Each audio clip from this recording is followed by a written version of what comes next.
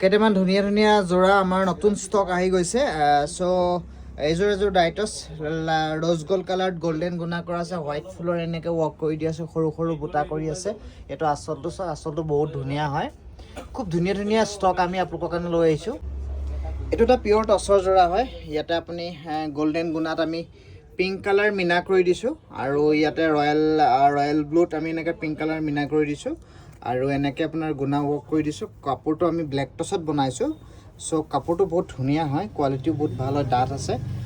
ইমান ডাঠো নহয় ইমান পাতলো নহয় আৰু ইয়াত ভিতৰত সৰু সৰু এনেকৈ মিনা বুটা কৰা এইটো কৰি দিয়া আছে এটা খুব ধুনীয়া পিয়'ৰ টচৰ গৰ্জিয়াছ যোৰা আমি ডিছপ্লে কৰিছিলোঁ ভাবিলোঁ এটা সৰুকৈ ৰিলছ বনাই আপোনালোকলৈ দেখাই দিওঁ বৰ্তমান সময়ত আপোনালোকৰ সকলোতকৈ বেছি সঁহাৰি পৰা এটা যোৰা হৈছে সঁহাৰি পোৱা মানে এটা যোৰা হৈছে এইটো লিলেন পেটাৰ্ণৰ কাপোৰ হয় এইযোৰ আমি আপোনালোকক পিন্ধাই পেলাই এটা সৰুকৈ ৰিল বনাইছোঁ মাত্ৰ 800 টকাত এই কাপোৰযোৰ আমি বৰ্তমান দি থকা হৈছে ইয়াত কালাৰ আপোনালোকে পাই যাব